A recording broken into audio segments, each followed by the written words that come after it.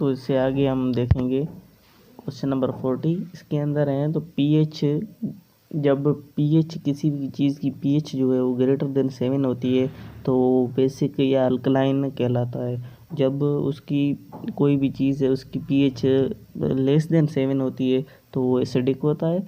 जब 7 से ऊपर जिसकी पीएच होती है वो बेसिक या अल्कलाइन होता है। उसके बाद है फार्मूला बोरिक एसिड, यही तो इजी है, H3BO3। उसके बाद है बॉटनिक नेम ऑफ टोमेटोज, ये लाजमी याद करना। साइंटिफिक नेम जो होते हैं ना, जो है टोमेटो का है, उसके बाद इसका फ्रॉग का भी आता है, राना टेगरीना। उसके बाद जो भी है टच मी नॉट प्लांट है या पोटैटोज़ है, सबके साइंटिफिक नेम है वो इसके अंदर ज़्यादा से ज़्यादा दिए गए हैं। उसके बाद कुछ सिंपल भी चीज़ें आती है, कुछ इसके अंदर थोड़ी हार्ड भी होती है। बस आपको बुक रीडिंग करना है, एक बार बुक को देख लेना, बाकी इसके पास पेपर देखने हैं। बहुत इजी है, कुछ नहीं है। उसके बाद है 1 kg किसके बराबर होता है, ये तो सबको पता है। उसके बाद इनर्शिया इनर्शिया क्या होती है? इनर्शिया एक बात प्रॉपर्टी ऑफ मास है। किसी भी मास के बाद एक प्रॉपर्टी होती है इनर्शिया, जो मीन्स अपोज करती है कोई भी बॉडी है उसको, या रेस्ट में है तो उसको रेस्ट में ही देने देती है। उसको मीन्स मूव कराएंगे तो वो बॉडी उसके ऊपर इनर्शिया लगाएगी।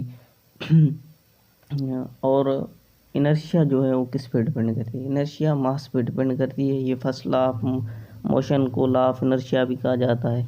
उसके बाद है फोटोसिंथेटिक ऑर्गेनिज्म। फोटोसिंथेटिक ऑर्गेनिज्म कौन से है? जो मीन्स आउन अपना फूड जो आप बनाते हैं, जो खुद अपना खाना बनाते हैं या अपना मीन्स ग्लूकोज बनाते हैं, तो उसको ऑटोट्रॉफ कहा जाता है। जो दूसरों के उससे लेते हैं, जो दूसरों के ऊपर मीन्स दूसरों से खाना लेते हैं, उसको हेटरोट्रॉफ कहा जाता है। जैसे एनिमल्स हैं जो प्लांट्स से लेते हैं खाना वाना, कोई चीज़ जो प्लांट से खाते हैं। हाँ, इंसान है, इंसान भी ऐसे ही प्लांट से खाते हैं या कोई और सोर्स से खाते हैं। पर प्लांट्स जो है वो फोटोसिंथेटिक है, वो अपना फूड खुद ही बनाते हैं। उसके बाद उसको ऑटोट्रॉफ कहता है। उसके बाद से रेस्पिरेटरी सरफेस किसको कहा जाता है? तो रेस्पिरेटरी सरफेस या गैसेस एक्सचेंज कहाँ पे होती है? जहाँ पे जो ऑक्सीजन हम लेते हैं और ऑक्सीजन जो है वो कैपिलरीज के अंदर जाती है और कार्बन डाइऑक्साइड वापसी जो है लंग्स के अंदर आती है, वो कहाँ पे होता है? तो उसको रेस्पिरेटरी सरफेस कहा जाता है। और रेस्पिरेटरी सरफेस जो है वो अल्वेलाई है ह्यूमन के अंदर। बाकी जो है वो अर्थवाप है, इसके अंदर जो है वो स्किन के ज़रिए होता है। बाकी यहाँ पे क्वेश्चन आया है डिफ्यूज नर्वस सिस्टम किसके अंदर है? ये साइनेड एरिया है। और भी दूसरे है, प्लेनेरिया है, इसके अंदर भी है। Ribosomes are present on, ribosomes किसके ऊपर होते हैं? तो पहले बात तो एंडोप्लाज्म रेटिकुलम जो है वो 2 किस्म के होते हैं। एक होता है रफ एंडोप्लाज्म रेटिकुलम, दूसरा होता है स्मूथ एंडोप्लाज्म रेटिकुलम।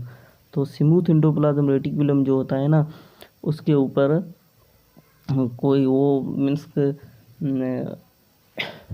स्टेरॉइड जो प्रोड्यूसिंग सेल है, जैसे इंटरस्टिशियल टिश्यूज़ हो गए या एडिपोज टिश्यूज़ हो गए, वहाँ पे होते हैं, जिसका काम है स्टेरॉइड प्रोड्यूस करना।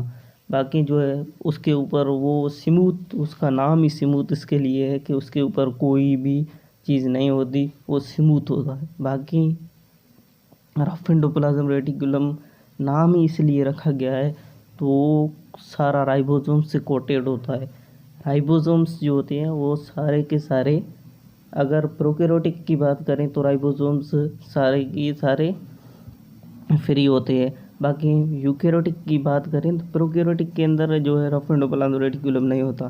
बाकी यूकैरियोटिक की जो बात करें तो उसके अंदर फ्री भी होते हैं और राइबोसोम्स अटैच भी होते हैं। और राइबोसोम्स जो है वो कहाँ पे होते हैं? मेजॉरिटी वो रफ एंडोप्लाज्म रेटिकुलम के ऊपर होते हैं, इसीलिए इसको ही रफ एंडोप्लाज्म रेटिकुलम कहा जाता है। और WBC जो है वो कैसे बॉडी को मीन्स एक क्या बोले सिक्योरिटी है हमारी बॉडी की। तो WBC जो है वो कोई भी फॉरेन पार्टिकल आता है या कोई भी बैक्टीरिया वायरस आता है उसको फेगोसाइट करता है। फेगोसाइट का मकसद है उसको निगलता है, कोई भी चीज़ आती है उसको निगल लेता है। उसके बाद है वाटर की फ्रीजिंग पॉइंट क्या है। वाटर की फ्रीजिंग पॉइंट अगर सेंटीग्रेड में बात करें तो 0 सेंटीग्रेड है, अगर फ़ारेनहाइट में बात करें तो क्या है 32 फ़ारेनहाइट है। उसके बाद है मेल्टिंग पॉइंट ऑफ क्लोरीन है, ये -101.5 है, और मेल्टिंग पॉइंट ऑफ कैल्शियम है, ये 842 सेंटीग्रेड है। और ये क्वेश्चन है due to iron deficiency, iron की डेफिशिएंसी से कौन सी बीमारी होती है। ये हमने पढ़ा है कि आयरन की जब डेफिशिएंसी हो जाती है, इंसान के ब्लड के अंदर जो आयरन होता है उसकी जब डेफिशिएंसी हो जाती है